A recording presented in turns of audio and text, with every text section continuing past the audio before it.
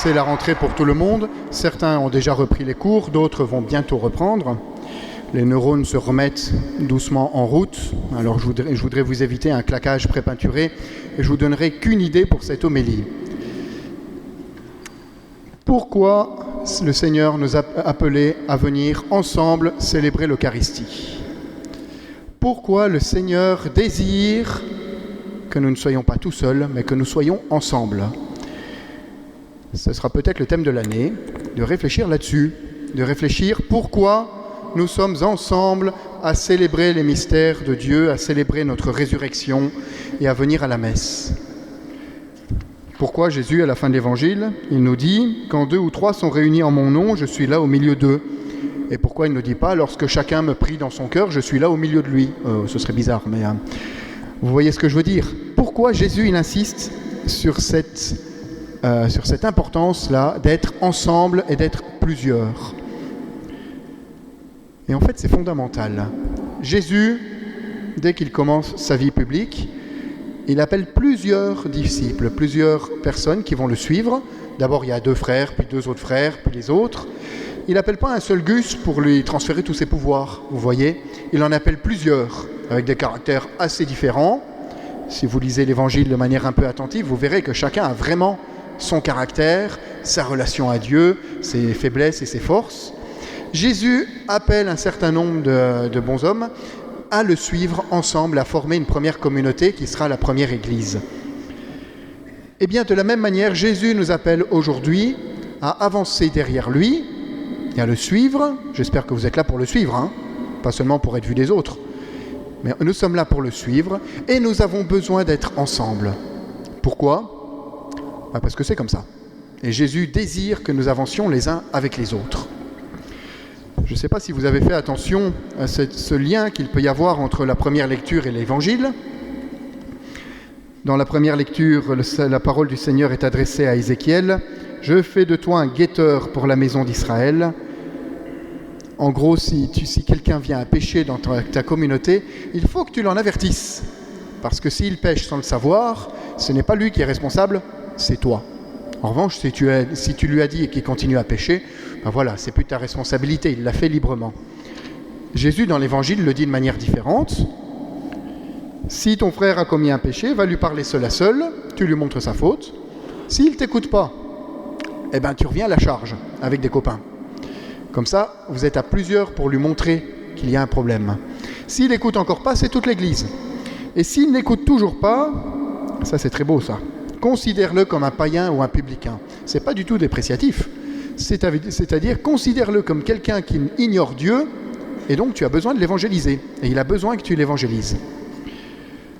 Vous voyez l'attention que ces textes apportent à la fois au fait d'être ensemble, et le fait d'avoir le souci les uns des autres.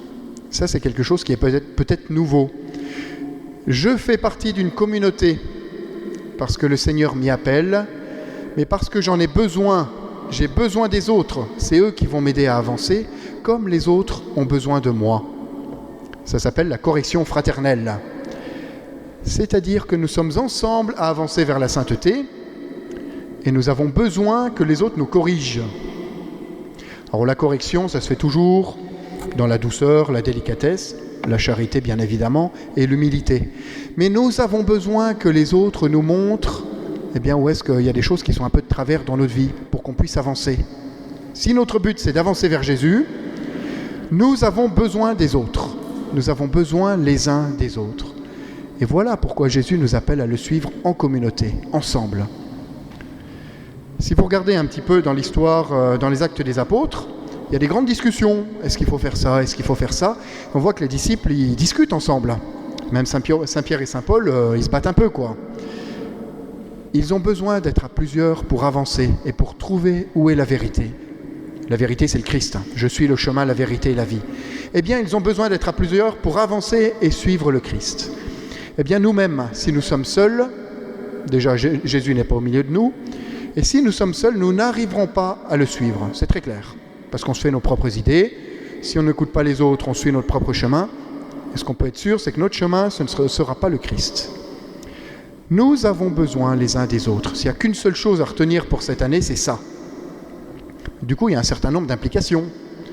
C'est-à-dire que j'ai besoin d'un groupe de chrétiens avec lequel je vais avancer. Et alors un groupe de chrétiens, c'est pas un groupe où je vais une semaine, puis un autre groupe où je vais une autre semaine, et puis parce que là en fait on n'avance pas. Un arbre qu'on déracine en permanence, il grandit pas. À la rigueur, il arrive à survivre, mais c'est tout. Et donc en début d'année, vous avez ce choix à faire, de venir à un endroit et de vous y implanter, de choisir un groupe dans lequel vous allez grandir, un groupe dont vous allez avoir besoin et qui va avoir besoin de vous. Ça, c'est votre choix de début d'année. Comme à la fin de l'année, il y a eu toutes les orientations, tous les cursus scolaires et tout ça.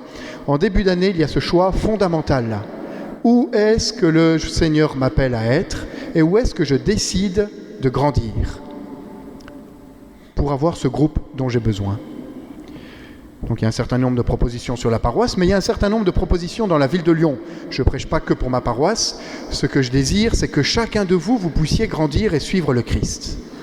Et pour cela, vous avez besoin d'un groupe, d'une communauté, d'un groupe de prière.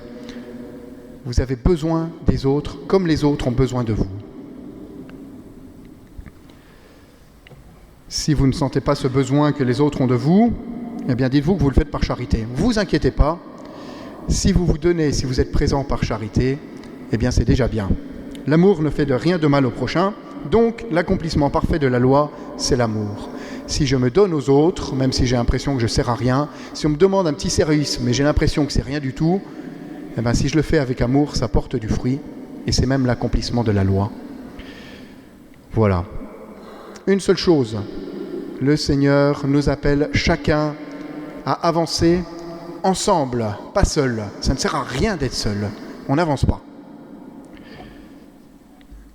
Donc je vous propose pendant cette messe, pendant l'offertoire peut-être, de pouvoir réfléchir dans votre cœur et de demander au Seigneur où est-ce que je désire m'implanter et grandir. Dans mon désir, il y a aussi l'appel de Dieu. Dieu, ce n'est pas un appel qui est complètement extérieur. Le Seigneur, lorsqu'il me demande quelque chose, il passe par mon désir. C'est pareil avec la vocation. Si je le désire d'être prêtre, ça ne vient peut-être pas que de moi. Il s'agit peut-être aussi de creuser un peu la question. Soit dit en passant. Voilà. Eh bien, je vous propose pendant cet offertoire de vous remettre et de nous remettre chacun à Dieu et en vérité, avec courage, de voir où est-ce que je désire grandir cette année. Parce que j'ai besoin des autres et que les autres ont besoin de moi. Et c'est le Seigneur qui m'y appelle. Amen.